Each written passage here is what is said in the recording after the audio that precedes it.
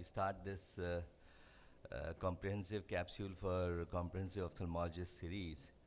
And we have multiple topics in this, and we can, of course, discuss and become wiser by, knowing each other's viewpoints.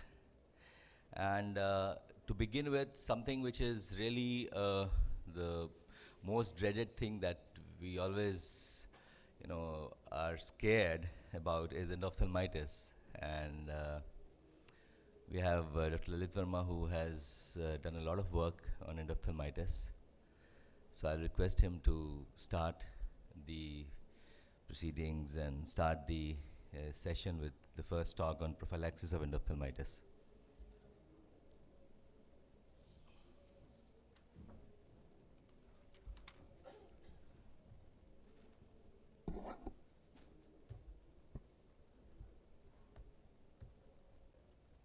So Rishi was saying that session should be started once the audience size is more than the speakers. But I don't know whether this will happen or not. But in any case, we have to begin. And it's not a good idea actually early morning or operation day, first case to start with endophthalmitis. So, so I thought, पहले बाकी हो जाए फिर end of हो तो हम करें नहीं तो नहीं करें. So, I thought the toughest thing we should handle first. Rajesh so said that we are prevention से शुरू करना भाई. yeah. So we'll just a couple of slides only I've made. So we all know it is devastating. But can we really prevent it? The answer, my answer is no. You cannot. The reason I say so is, I think all operating surgeons have had endophthalmitis. Even the American study which was done a long time back, 400 and odd cases they could accumulate for endophthalmitis. So we say hamare OT saaf nahi hai and all these things. They also have incidence of endophthalmitis. That was EVS study. EVS study, Dudani must be knowing, 419 precisely cases they had collected. And they studied prospective randomized data. This is all what all of you promise, but devastation can happen. It's serious primarily because it actually makes you mad. You see, VR surgery is not also immune. I remember having 3 patients of endophthalmitis on one of these Saturday mornings. Friday we operated. And unfortunately for me, all of them were either doctor or VVIPs. But I had done a simple surgery for all of them, silicone oil removal, but all 3 developed endophthalmitis. So generally, in such a cluster of cases, the fault lies with the system, not with the operating surgeon per se. But in any case, it is in this country specifically, the onus lies on you, that you are supposed to check everything. And it actually makes you mad because your whole practice, believe me, can be ruined because of this. We know what happened in Madhya Pradesh recently, and in fact everywhere. So incidence is very low. Even single case for me is very, very stressful. Recently means couple of years back only. So I had this young man, post-traumatic macular hole. So we operated, but next day he had some reaction. Fortunately, we could save him because the key is to act in time. But if you have series of cases, actually, as I said, you become mad. If this happens to an operating surgeon, there are people who don't operate or shadow surgery are done. They have masti life all through their life. But people who operate, believe me, are very stressful. So I keep talking to friends, ये surgical life कब खत्म होगा? Surgical life जिस दिन खत्म होगा तो you actually become relaxed and as I said, no surgery is immune. Whensoever even a small procedure like Avastin injection or 30 injection also have had incidence of endophthalmitis. This is for you people to debate, but literature says scleral are less prone compared to clear corneal. So Howard Fine may not agree with this, but this is literature that clear corneal is slightly more prone. Why should we talk of prevention? Because always prevention is better than cure. Because an eye which has developed endophthalmitis, believe me, thinks for that eye is never the same as a clean eye. And vision recovery may not in all patients, it's only in say 40-50% you will have reasonably good vision. And a lot of these eyes become, depending on the virulence of the organism and the sensitivity pattern also, Many of them are left phthisical or without light perception. And we all know and understand it is the perioperative flora around the skin and the sac which gains access into the intraocular cavity, and that in majority of the patient is responsible for the infection. And hence the thrust for last few years has been on prevention by intracameral antibiotics, because the infection is going into the anterior chamber or wherever you have made the cut or the puncture, so that area has to be clean. And this slide shows that the usage of or the belief in intracameral antibiotics has increased over the years. So it was 2006, I think, the first Ascaris study had come out. So that time 30% were using. Now majority means nearly 90% people are using, if not in all, in some high-risk patients.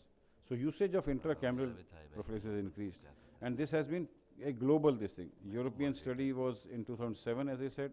They had very strong, compelling data of usage of cefuroxime. The issue with cefuroxime was not easy availability in a single-use vial. So European people were using, but American and Asia was not. This was a study from France, where again compelling data that if intracameral antibiotic has been used, the incidence is much, much less. American experience also, intracameral antibiotic was more effective in prevention of post-cataract surgery endophthalmitis.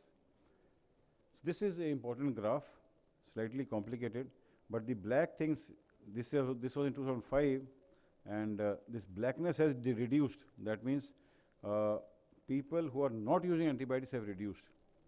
Whereas the white thing here in the bars, where which they have started using, they have increased since the time of this report of cefuroxime came. You see now, majority people, as I said, started using.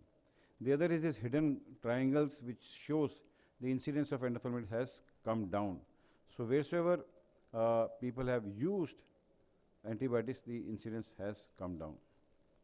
Indian study, in fact, has been one of the major contributors also, especially from Arvind Group, Harpriya, where lakhs of patients have been studied, and this was published in ophthalmology also, and it was clearly shown that usage of prophylactic moxifloxacin had 4-fold reduction in causation of endophthalmitis.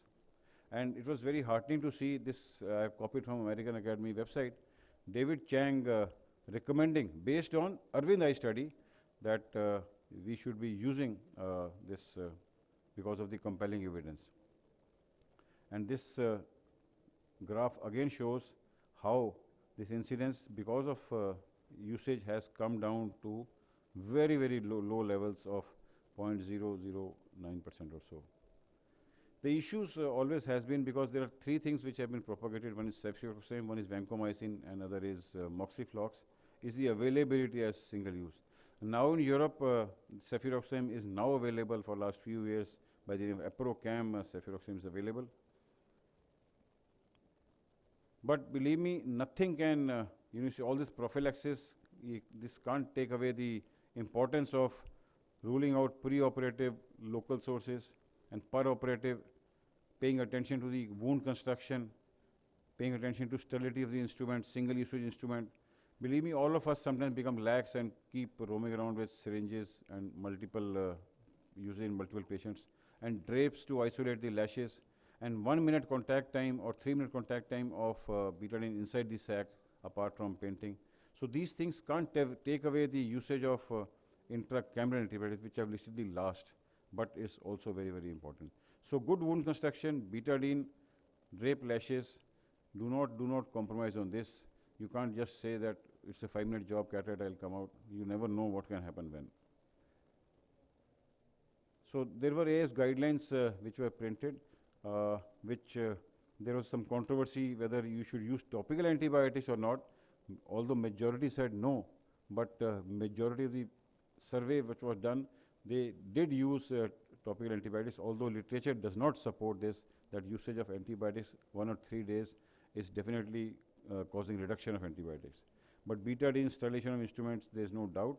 And mounting evidence says that intracameral does lead to reduction. So these things are very, very important, which I have listed here.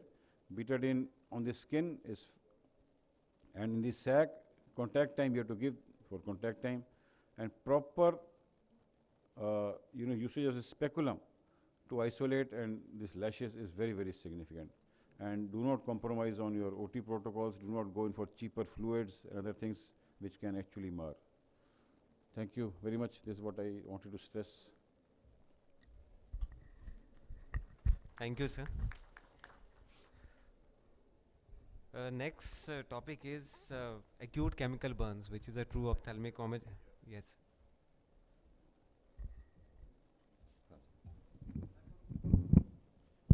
No, what Lalit is saying correct, but there is no study to prove that things are not working. Rather than saying they are working. So if you say antibiotics are not needed, there is no study to prove that antibiotics are not working. No, there is one study. Yeah. You see, Because we know that, if you put an antibiotic drop, the concentration in the aqueous is known. And in 2 hours also you can get MIC value in the antechamber. I am aware of this. And that is going to decrease the conjunctival flora also. Absolutely. So we say betadine has a evidence, not for endophthalmitis. It has evidence for a reduction of a Flora. conjunctival flora only. Correct. So we can't say betadine going to prevent endophthalmitis. No study to prove that. No, the American study. We know which I- that these antibiotics, betadine, all precautions are going to decrease the contamination of the surface. But is it working to decrease the endophthalmitis? We are not sure. So let That me, is a let me- different way of looking. Let me clarify this. Yeah. There was one study from Asia only, you see, which was published. I don't know when it was published, but I remember I used to quote that study. There was a large cohort where pre-operatively antibiotics were used, and then another cohort where pre-operatively antibiotics were not used. Believe me, incidence of endophthalmitis is higher in patients where antibiotics are used. No, that's a different No, issue. no. This is What a I'm high saying, volume data. for our audience, what Just Lalit I'm listen to saying, this, listen till to this. we prove that that thing is not working, we can't stop that practice. I am not saying that. That is So the reason. I'll continue practicing antibiotic drops, I'll continue practicing intracameral, till I prove that they are not working. So that's the scenario today. Very good. If you other way around, you are saying same thing, but I'm saying the other way around. Till it is proved they are not working, I can't stop because that's the practice now. I can't say you can't use antibiotics. I'll use antibiotics because there no study proved that they are not going to, work. So after you finish, I'll speak. Yeah, I've Yeah. finished. So what I'm saying is, the reason we included in AIS guidelines was this only, because of one is evidence-based medicine, one is experience-based medicine. Okay, experience-based medicine does say, because majority of the people who were there, which included very, very high volume surgeons, they said we use and we continue to use based on what you are saying correctly, because once you put antibiotic, this flora reduces, and it makes scientific logic. If flora कम होगा तो अंदर कम ही जाएंगे ना. That's perfectly okay, absolutely okay. But it has to be if evidence उसके लिए ज़्यादा नहीं है. अभी statistical evidence I'm talking, because I told you one study where it was said that lot of people do not use also. And the other thing is the fourth study American which I said, उसमें जहाँ मैंने fourfold लिखा उसमें एक लिखा हुआ है कि usage of intracameral has high volume evidence, whereas usage of prophylactic drops statistically do not support that. But your logic is correct, I don't deny, and that is the reason I was compelled to include in the AS guidelines. Otherwise, we would not have included in AS guidelines. So, these AS guidelines which were made specifically said 1 to 3 days is advocated. I think as a corollary to that is the question of giving systemic antibiotics. And Zero. the second corollary, 0. I know, the second corollary is the legal implications in case there is a mishap. And how will the courts look at the fact that you've not treated with prophylactic antibiotic topically? What would be the status there? Judges have no knowledge of all these things. That's You the see, problem. You can befool any judge by saying whatever.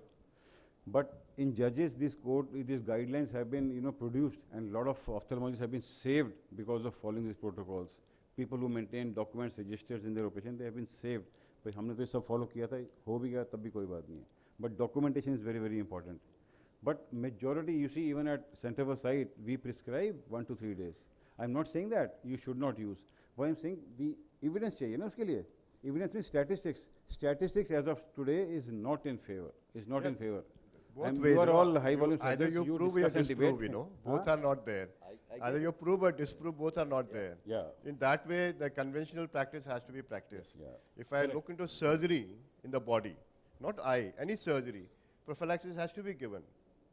So how can we say I can't do a prophylaxis? Prophylaxis, therefore, the wealth of this thing is tilting towards Anyway. intracameral, because intracameral का जो statistical evidence है is very, very high. Is very, That very I high. understand. They have evidence, but there also, because I can't say don't use intracameral. As I said, experience because versus I can't say evidence. there's a proof that it's not working. So it has to be Chal, practiced. we'll I guess this debate will go on and on and on because obviously all of the surgeons we would like to give post-op and pre-op antibiotics because we want to play safe and But the other thing, Tityal, may I tell you that in my family, like my wife got operated, my father got operated, I did not use at all. Did not use at all. But betadine just before going to the OT, yes. But believe me, I'm not cooking this. No antibiotics were used at all. Only thing I used was Tropical Plus drops twice only. That's all. Nothing else was used. And all of them I have 6/6 vision. the only thing is that perhaps we have not become so brave and we still would like to use antibiotics post-op. Yeah, yeah. So another thing which is for comprehensive ophthalmologist is acute chemical injury and how should we manage because it's a true ocular emergency and it can be because of acid, because of alkali. Acid we all know causes denaturation of proteins, so the percolation of acid is less. Alkali causes more devastating injury because it causes cell lysis. And the aim of management is to prevent the long-term sequelae and complete removal of chemical from the eye and control of acute inflammatory reaction. And the prognosis depends on how rapidly the initial therapy has been done and how rapidly you have removed the chemical. So the management includes immediate management and early management, and the immediate management is irrigation for at least 30 minutes. Now 30 minutes comes because many people don't have a pH paper. That's why on an average you use 30 minutes. But the best thing is you should use pH paper and you should check that the pH is stabilized, and that should be done once you have done the complete wash and you wait for 5 minutes, because if you immediately put the pH paper, the pH will appear falsely stabilized. But if you wait for 5 minutes, then if there is any chemical there, that will get released and then you will get to know exactly whether the pH has stabilized or not. So this is how you keep washing. You put Paracane eye drops and wash, evert and see, wash everywhere. And then after waiting for 5 minutes, you check pH has stabilized. That is absolutely fine. You can use anything, you can use, but the best thing studies have shown is balanced salt solution, but because of cost, many times you can use any other thing. What is another important thing is a double eversion of lid, and this is the correct way of doing double eversion. You do first single eversion and then double eversion, and then you ask the patient to look down. That is very essential so that now you can see how the visibility has gone up to the fornices, and this is very important to remove the chemical completely because that is the main aim of management. And then once you have removed the chemical, the idea is to promote epithelialization and control inflammation. And for that you have to assess the severity of injury, the severity of epithelial defect, the severity of limbal ischemia, and of course you grade the severity of injury. Now grading is not done just for theoretical purpose. The basic idea is to know what is the prognosis and explain to them. So this is the old Roper Hall classification wherein the grading was done, but grade 4 includes more than half of limbal ischemia where you can have a lot of variability. You can have 200 degrees of limbal ischemia, you can have 270 degrees of limbal ischemia, you can have 360-degree limbal ischemia, and these have different prognosis. So that is why this Dua's classification, which is classified grade 4 into 4, 5 and 6, has a better prognostic value. Then if there is any necrotic material, you debride that, you put the patient on analgesic, antibiotics, lubricants, and topical steroid is essential for the first 2 weeks. It may look very ominous and whitish kind of, but then you may be scared of using steroid, but steroid is very essential for two weeks at least. And then sodium ascorbate, sodium citrate, depending upon the damage that is there. Autologous serum has been found to be effective as well as the umbilical cord serum, but autologous serum is more easily available because you can use the patient's own blood for making it. Now, sometimes when you see that the chemical has been removed from the surface, but sometimes some chemical percolates inside, penetrates through the conjunctiva, and you can see the depot, small depot of these chemicals. So you have to remove the chemical. If it is at all there, then it will keep causing damage. So you have to remove the chemical completely, and then once you have done it, see with all these chemical particles and charred particles also, because charred particles also release collagenases, and then you have to remove all these elements so that and further put an amniotic membrane over it so that you can have a good ocular surface. Now, amniotic membrane, as I said, is a useful tool in acute chemical burn, and it has been found that it reduces pain and it promotes epithelialization. Now, this is the amniotic membrane that is being put in a case of an acute chemical burn. I'll just move fast because of paucity of time. And this is how it looks like, the post-operative picture. And studies have shown, and we have also done at RP Center, that it reduces pain and it promotes epithelialization in acute chemical burns. Now, sequential sectoral conjunctival epithelectomy is another thing, because what happens that there is a damage to the epithelium, then there is risk of conjunctivalization. So in order to remove the conjunctival epithelial cells moving onto the cornea, you have to keep removing those cells so that the limbal epithelial cells from the surrounding region, they take over, and there is no conjunctivalization or minimal conjunctivalization. Tenoplasty is another thing which is quite useful in cases of limbal ischemia. If you have limbal ischemia, you can use tenons in that area, and that improves the ischemia. It results in vascularization in that area, and it is quite useful. So management depends on severity. In grade 1 and 2, you use lubricant, ascorbate and citrate. In grade 3 and 4, you use amniotic membrane, umbilical cord serum, or autologous serum if you have it. So I would like to conclude by giving this message that prevention is the best thing as far as acute chemical burn is concerned. If you have an acute chemical burn, you should prevent damage, and for that you have to remove chemical by all means, by washing, by checking the pH, by double eversion, by even doing a conjunctival dissection and all that. So these are very essential. And another thing is that we need to have mass education regarding this, because this is a very common thing which we do encounter in every part of the country and every part of the world. And for this, mass education and appropriate legislation is important, so that people do have less chance of damage caused by chemical burn. Thank you very much, and I would like to have your suggestions and comments on this.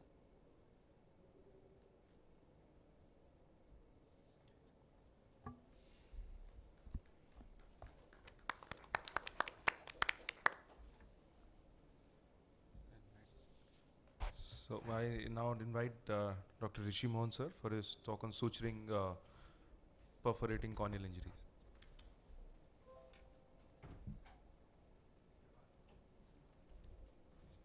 Good morning, everyone. I think these morning sessions are extensions of last night. They just go, it seems to be seamless, especially if the talk has to be prepared at midnight. So I think after a very nice overview of how to handle a chemical injury, and that was very well done, very shortly. So what I'm going to just show is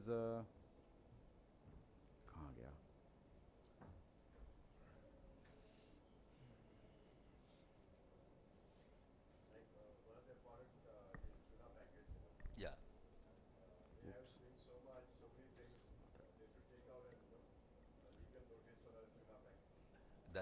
That's a very good suggestion, sir. We'll definitely look into it. Yeah, absolutely. Fully agree. Yes, yes.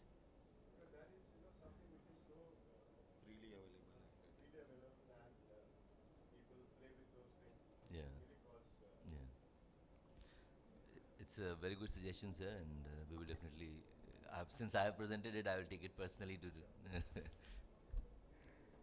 All right. So I'm just going to very quickly, I'm not going to bore you with slides and so on about history, examination, general management, and principles of surgical repair. These I will just enunciate very briefly.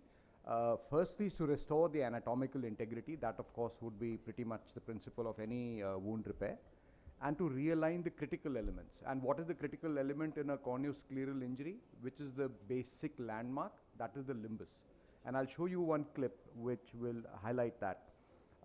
Release all tissue incarcerations and explore the extent of the wound, because sometimes the wound goes under the conjunctiva and you think that you've handled it well and actually you haven't. So it's important to do that. Tenonylon, bearing knots, quality viscoelastics, use side ports. Create side ports for your manipulations inside the anterior chamber. You don't want to go through the wound area too much. Exploring the scleral extent, repositing the uvea unless there is necrosis or contamination, or if the exposure has been more than 24 hours. Release incarcerations, segmentalize the laceration by dividing and conquering and continuously bisecting the wound in this format. So if this is your injury, your first suture should invariably be at the limbus, and then you should start to see how you can bisect this, this laceration and continue to do that till you have a complete or adequate closure. And so the first suture is always at the limbus. The second and third are again at the principal points where the where there is a inflection of the curve of the laceration, and then further divisions can be done to make it more and more secure, and this is how this suturing can be done. So let's look at this 21-year-old young girl who 4 days earlier had a glass piece injury. And so here you can see that small injury. This is the slit lamp view. Chamber seems to be reasonably well formed. So we have to segmentalize and use interrupted tenonylon and bury the sutures so that there is no exposed knot. So this is how the first suture is applied in the center, and once that is done, one can segmentalize the two halves that have now been created will further be segmentalized, and one needs to see, because it's a curvilinear kind of a cut, and one has to see how to put all the sutures are not going to be parallel. They're going to be fanning out in a fashion where each suture is radial in its own sense. So that's the way it looks towards the end. And so bury all the knots, that's very important. And you can see that towards the end, that whole thing is very nicely sutured. Let's go to the next one. So here's a mechanic who was tightening something by using a spanner and hammering it. And when he did that, the spanner snapped and bashed him in the eye, and he had a primary repair done locally, and he came to us 4 days post repair, and then we looked at it and we decided that he needs a resurgery because his pressure was very low. Now see what's happened here, and you see the alignment to the limbus where this has been done. You can see how badly aligned that limbus is, and the exploration of the sclera has not been done, and that was the area where there was chemosis. And once we opened it up, we realized that the laceration is actually much larger and is going against the cymber. So see what happens as I released all the stitches, and when I pull the cornea, I realized that the limbus should be much more in one direction than the other, and this highlights the importance of passing that first suture at the limbus so that you anatomically realign the most important landmark, and therefore and thereby everything else will fall into place automatically. Then it's just a question of closure, because you don't have to do alignments anymore. So the alignment is at the limbus, and then again you use the same principles. You look at the inflection points and you complete the suturing process in that fashion. Once these sutures are applied and you've got some degree of security in this cornea, we would need to explore the other end as well. And in fact, at the other end, I don't know how to fast forward this here. Yeah, there we are. At the other end too, there was a extension beyond the limbus, and there again an additional suture had to be applied to close the sclera in that area. So this is how this has happened. So explore the sclera, always align the limbus, restore the integrity, and create a watertight wound so that one can hope for a good outcome. So here's another patient who is one-eyed, and at night he was going to, because the inverter battery, and he was holding a candle, and the candle wax dropped in and this battery exploded. And this is the kind of injury he had. He had a primary repair done somewhere, and as you can see, when he came to us, he's now 3 weeks post-op. And 3 weeks post-op, there were brisk seals happening pretty much everywhere across the area of the wound, so we decided to re-operate him. The importance of creating side ports is highlighted here, and how one you can then have to, you can see how the sweep is taking the iris away from the back. You have to release all these incarcerations if you want any anatomical success to happen. And then of course one goes on and restores the integrity and creates a watertight kind of a wound. So here one can see, you can see that dullness on the surface. That's because the epithelium has been removed to try and freshen the edges so that the epithelium doesn't grow in or create an ingrowth. And this also tells you the importance of learning how to do slip knots, and those who do corneal surgery on a regular basis will realize how a slip knot can actually help in corneal wound repair. When you have multiple sutures to apply, slip knots are very useful. Otherwise, you keep spending a lot of time to replace one suture and then the next suture and the next suture, because as you go on in the process, sutures progressively become looser and looser. So this is how it is, and you use the side ports to again inflate and impart whatever things you have. You again sweep the angle or the area of the wound again to ensure that there is no further incarceration of tissues. Let's go. So here's a girl who at school, someone threw a ink pen, and the ink pen, like a dart, went into the eye, created a central opening, and you can actually see a little bit of blue there. That is not trypan blue, that is the ink from the pen. And the nib went into the anterior capsule and created a traumatic cataract. So there's a phacoaspiration being done with a scleral incision. And this patient was then, the IOL was implanted, and after the IA was completed, and one can see after the IA is completed that there are lots of capsular tags. In these younger patients, it's sometimes difficult to just do a rhexis, so it's best to do it after putting the IOL in, and then using a viscoelastic, one can take all these capsular tags off using a scissors and a forceps. So this patient also was very fortunate to recover good vision. You can see now it has been inflated with I didn't do the repair to start with because that would have distorted the cornea and made my visibility very difficult. So I allowed the complete surgery with the hole still in existence, and at the end I passed the sutures. Now when you're dealing with a very small hole like this, it's better not to tie the knots.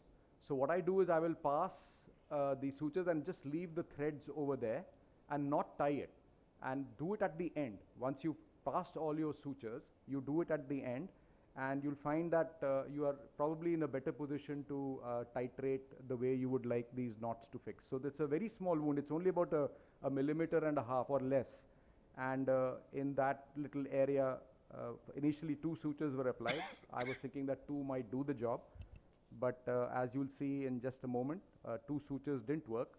There was still an element of leakage. So a 3rd suture then had to be applied in the middle of these 2. So this is just to complete that. I don't know how to fast forward this, so it will be, yeah, so there's the 3rd one. And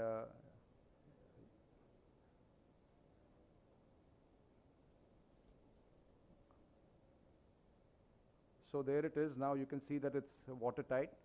And next day on the slit lamp, you can see the luster has improved, and it looks very nice in that little area in the center. And this patient, after the suture was done with glasses, achieved fairly good visual outcome. If I come back to the corneal wound repair, you remember the patient with the battery explosion? So he was one-eyed, so he came back 5 months post our surgery, and we did a conventional full thickness graft with an ECC and an IOL, open sky, and he did very well and recovered fairly good vision after the surgery was completed. Always remember that in these patients, one doesn't know what the angle is like. Ensure that you put in some miotic and try and get as nice a pupil as is possible. And so this patient was very fortunate to recover good vision. This is the next day's photograph. So those were just the principles that I was trying to enunciate. I hope that has been useful. I'd be very happy to take any questions. What should be the depth of suture and tightening? How much tightening? Well, the depth of suture will always remain around 90%. That is always ideal because it's the posterior lip that we are trying to actually oppose. As far as tightening is concerned, most traumatic patients will have a fair degree of corneal edema. So unlike a fresh corneal transplant where you create a trephination right there and you have a fairly good cornea in which where you can titrate the tightening better, in an edematous cornea, when you start to suture, by the time you start to come to the third, fourth, fifth suture, the compression of the suture has started to reduce the amount of fluid there, and you will start to notice that these stitches will get loose, which is why I told about don't tie them all together, tie them all at the end, so leave them with open threads, and then go cut, cut, cut, and tie them up. Sorry, come again? What about the limbus? Oh, the suture material is the same. We only use thicker material, more than 10-0 nylon, if we feel that there is a possibility of cut through. If there isn't a possibility of cut through, there's no reason to change from 10-0 nylon. It works perfectly. Suture removal, again, it depends on young people. You tend to remove it sooner. If vascularized area, you'll tend to remove it sooner. If it's in the sclera underneath the conjunctiva, you put conjunctiva on it, leave it. Why do you need to even remove it? It can be there for years.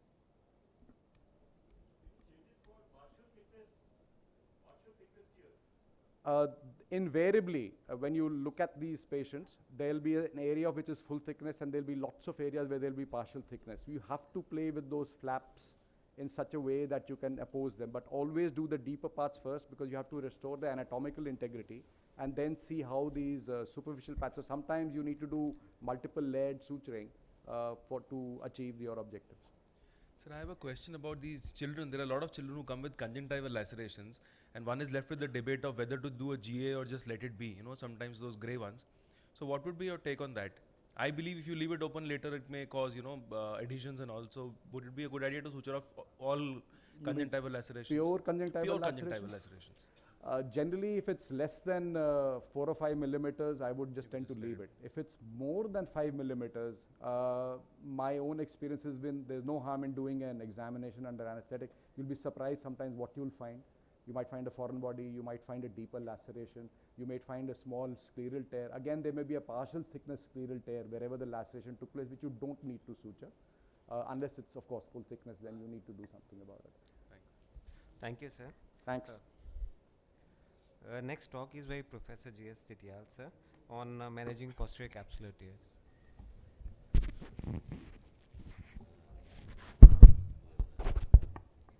Yeah, good morning. Common topics for all of us. We do cataract surgeries and tend to have complications. One of the most feared complication will be a posterior capsular tear. And if you see your patients carefully, you know the risk factors, which is highlighted here in various types of cases. Surgical technique wise also will make a huge difference. But there are certain stages of your surgery, steps of your surgery where posterior capsular opening can be much more fearsome, like towards the end of your nucleus emulsification, or especially when you are doing your irrigation aspiration. In experienced hands, normally it happens during the end of surgery because your nucleotomy, you take full care, and when you go for IA, you have complications. But it can happen during IOL insertion, hydration of wound also, especially posterior capsular weakness. So I would think the proper examination of your patient is very, very important to begin with. If you see these type of patients, you can see this is a typical posterior polar cataract, will have higher chances of rupture of posterior capsule. And this is a patient who already have a pre-existing posterior capsular defect. So these examinations will help you how you're going to convert your surgery on the table and modify your technique so that you safeguard the posterior capsular tear. Other would be the hardness of nucleus will also make pretty difficult sometimes. You have a brown cataract, black cataract, or a white intumescent cataract. You can't see what is there in the posterior capsule. In such cases, you can have a difficulty. So I would always suggest just don't see the eye you're going to operate at that time. Always see the other eye also.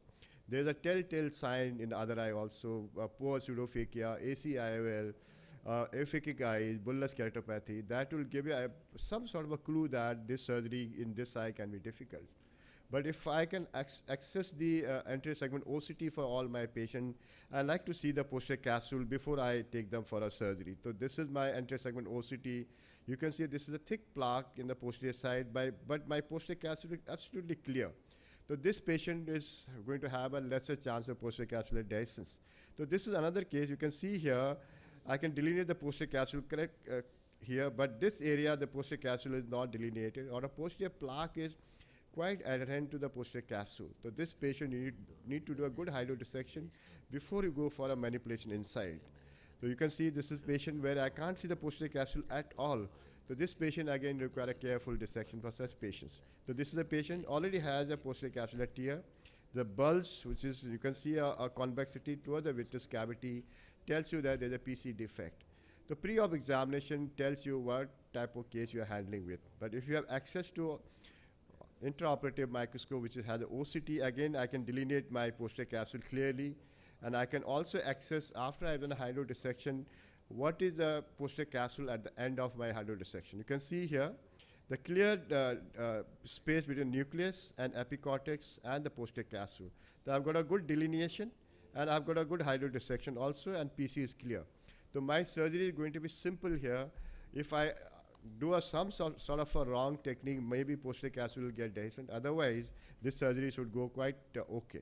So these are various signs you all know: sudden deepening, clear red reflex, inability to rotate, difficult flowability. All these things are, and what all steps we're going to take in these cases is important here. So I have some video collections, mine as well as our trainee videos, just to show one typical sign, pupillary sniff off sign. You can see here, one of my trainees doing a hydrodissection. The mistake here is he's doing from the side port. So always when you do hydrodissection, make sure you do it from the main port. The viscoelastic will come out easily and pressurization will be less. See how much viscoelastic is coming out from the side port here. And just see the pupil is now 8 millimeter, and trying to do a hydrodissection. And just see what happens when he does injecting. Sudden constriction of pupil, and this suggests that posterior capsule are given way. So this is the one important sign to begin with, and you have to decide at this stage, you are going to continue phaco or you want to shift to other type of surgery. But if you have access to a OCT, that will give you something clear. Other important thing is you should preserve the posterior capsule nucleus support till the end, so that you have a posterior capsule. Over that, you have an epinucleus here. So this is, I'm doing a nuclear emulsification at this stage. You can see here, this particular area, I'm taking this piece, making smaller area, emulsifying this. Suddenly I can see this is the area where I have no support of epinucleus. So that area is going to be tricky for you. It might open up any time. So what we are going to do towards the end of emulsification, because the posterior capsule is very near to the handpiece, because the pieces are less, I'm going to inject dispersive viscoelastic at this stage, remove my second instrument, that is chopper, and then inject the dispersive viscoelastic. See here, this is a clear opening here. So this has to be prevented from a rupture. So that is very important to assess here. See here what I'm doing, I'm injecting dispersive viscoelastic here. This will tamponade this area and safeguard the posterior capsule.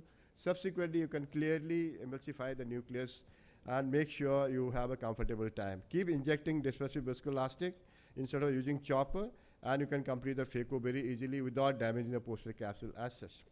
This is again one of our trainee videos here, showing the difficulties he's facing with the nucleus emulsification and chopping here. And you can see here the chopping, the rotation is happening very nicely. Suddenly that nucleus would have a difficult rotation as well as the tilt which is happening. See how difficult the chopping is, and there's a definite tilt happening in the nucleus. So once you have a space which is not equal either side, that means there's either dialysis or there's a large posterior capsular tear. You can see the entire nucleus is tilted up. So this is a time you have to take a decision to convert to extracapsular surgery and go away with this.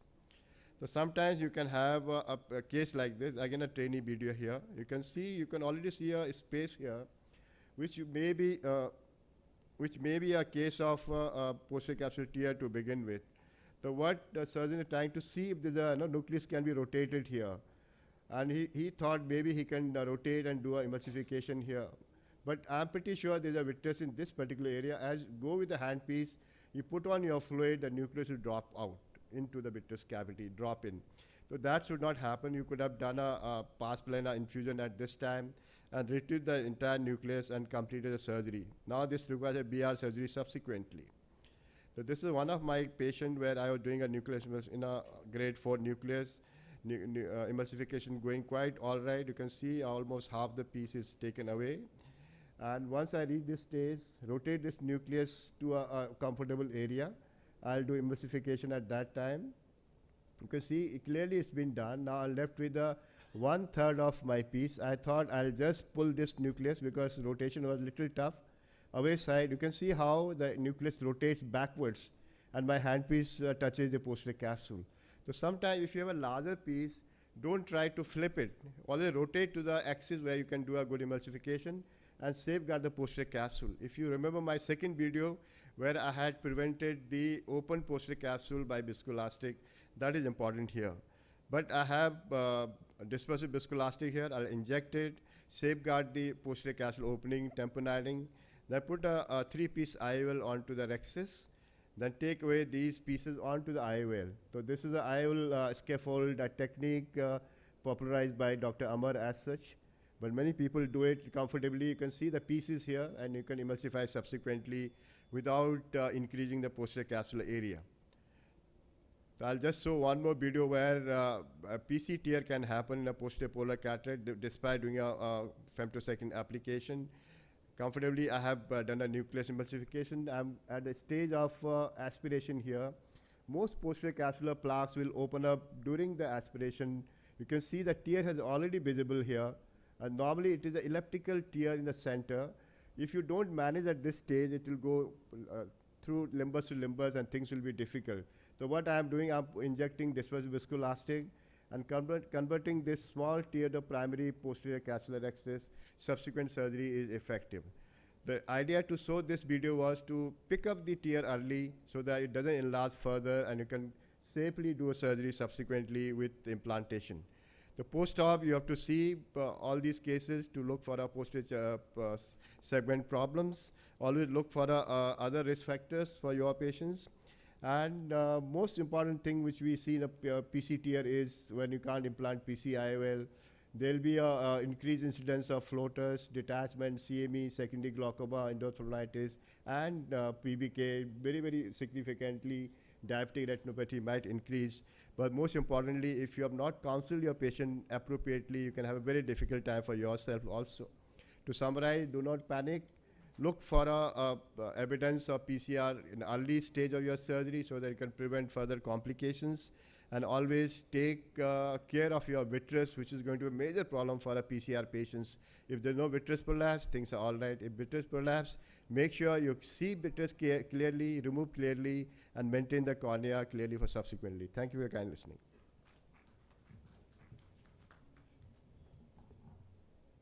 Any questions which I can answer? Because all of you are a good surgeon, you don't have PCRs, so I hope there are no questions.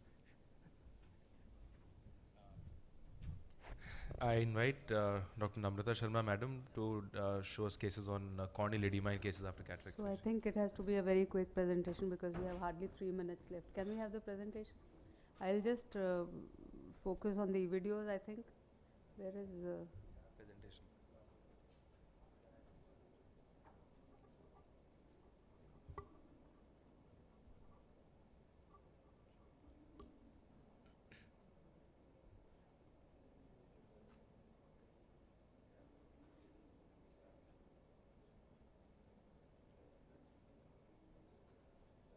क्या हो रही है?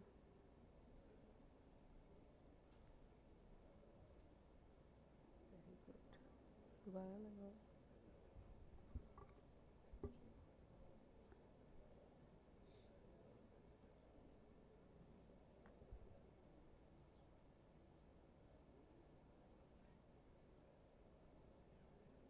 Okay, so I'll quickly go some of the cases, you know, like they may be having fixed dystrophy or PPMD, or they have a loose Descemet's membrane. And the importance of this is that preoperatively in these cases you have to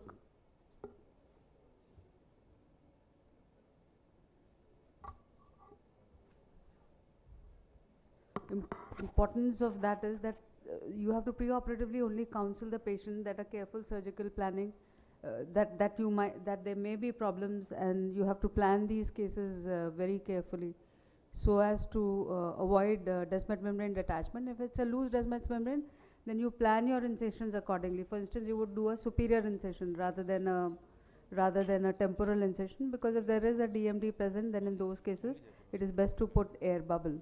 Then intraoperatively there can be problems. Intraoperatively there can be problems because of the surgical trauma itself, because of the pharmacological trauma, and sometimes there can be post-operative factors, and the most notable out of them is the post-herpetic endothelitis.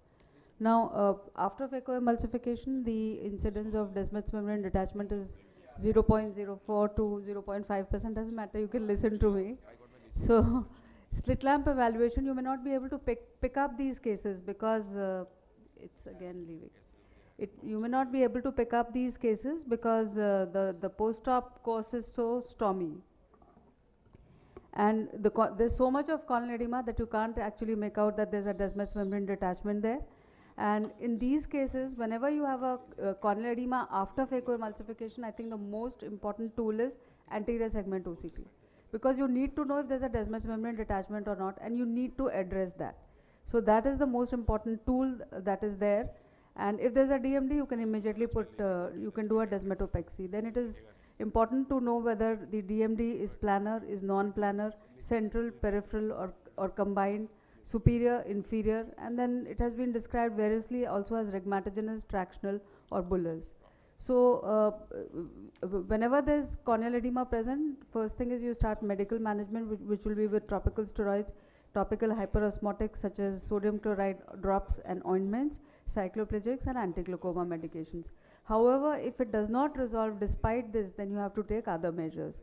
So you may inject air or you may inject gas, and there are various indications when you do so, and I'll tell you as I go by the presentation.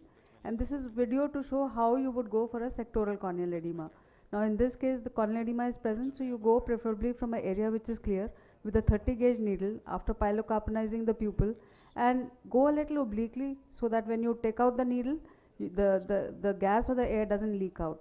And in this case, one big bolus of the bubble is formed, and on the table itself you'll see that area starts to clear up, and if you keep it for good 8 to 10 minutes on the table itself, it will clear.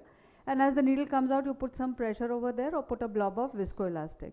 Now this was an intra-op OCT guided desmetopexy, just to show that you can see this is how the surgeon sees. So there's a Descemet's membrane detachment there, give a bolus of gas there, and then now if I didn't have this IOCT, I would think I'm done, but actually I'm not done, because you can see that there's still shallow detachment. But as you do external massage here and you keep that bubble for 8 to 10 minutes with a positive pressure, it will start to clear on the table itself. So you would know that it is, the Descemet's membrane is attached. And again, as your needle comes out, put some amount of pressure there so that it doesn't egress out, as well as put a blob of Helon over there. Now it is important to know from wherein to inject the gas or the air. So if you do it from here, you will increase the scrolled out Descemet's membrane detachment, so you have to do it from the green area. So if you do it from the green area, it actually becomes pretty attached and the cornea becomes clear. We published ASOCT guided algorithm for the management of DMD after intraocular surgery, where we took 37 consecutive cases who did not respond to medical therapy for the presence of DMD, and we found that almost 68% did have DMD. So if you do a gas injection there, then these or air injection, then it will respond. Now this is an algorithm to show where you would do air and where you would do gas injection. So if your DMD is in the superior half and is planar, that is less than 1 millimeter, you inject intracameral air. But if it has got scrolled edges, and if it is in the inferior half, whether planar or scrolled edges, you would inject intracameral SF6 or C3F8. And this is based on the study that I was talking about. So again, just to show how Descemet's membrane detachment post-operatively, the Descemet's membrane can become quite attached. And this is a case where the Descemet's membrane is quite taut. And sometimes when it is taut, when you do the air bubble injection several times, then also, you know, the Descemet's membrane doesn't get attached. So this is a case where it required a combined suture as well as air for DMD. So again, you form that bolus, and this is the second time that we are doing it. So suture is passed and is tied. And again, notice that as the positive pressure is maintained here, the suture is tied here, it will on the table itself start to clear up. So that is the most important clue, even if you don't have an intraoppository, to know whether the Descemet's membrane is pretty much attached or not. And then of course this can be taken out. Then again, we published this incision site DMD during and after phacoemulsification risk factors and management after conventional phaco, and then subsequently a paper was also published by Professor Titial after femtosecond surgery. Now we took 103 cases, and again in this case we did ASOCT on day 1, day 7, and we found that most of the detachments, actually even the ones which are at wound site, get attached by week 1. And by month 1, there was no wound site detachment present at all. Now again, this is to show that sometimes this is a case of post-DALK phacoemulsification where Descemet's membrane detachment is there, and you inject the air bubble, the Descemet's moves up, but still there's some gap there. So in some of the cases, you may even have to give stab incisions. So stab incisions from the top are given so that the air egresses out from this area. And again, the bolus of air bubble is placed inside, and now you see that it is quite attached. So you may have to resort to giving the air injection as well as giving the stab incisions from the top. And another very important thing is cases like this which don't have Descemet's membrane detachment but still have corneal edema. And in these cases, always suspect herpetic endothelitis, because if you treat with topical acyclovir, systemic acyclovir and topical steroids, even these cases may respond. So these are just 3 cases to show you the same, that herpes can get triggered after phacoemulsification, and that is something which you should keep in mind. Then of course, if nothing else works, you have to do a DSEC or a DMEC, such as like this, to salvage such cases. And pharmacological treatment in the form of Rho kinase inhibitors, and now it is available in India also, is a good tool to resolve this phacocorneal edema, which is there, which is not due to Descemet's membrane detachment. So this is the algorithm. If there's in the immediate post-operative period, medical management. If there's a persistent corneal edema, ASOCT, DMD is present, then desmetopexy, DMD is absent, then suspect herpetic endothelitis, and systemic acyclovir and topical steroids is given, and of course it doesn't respond to both of them, then you may have to do a endothelial keratoplasty. So thank you for your kind attention. It's not advancing.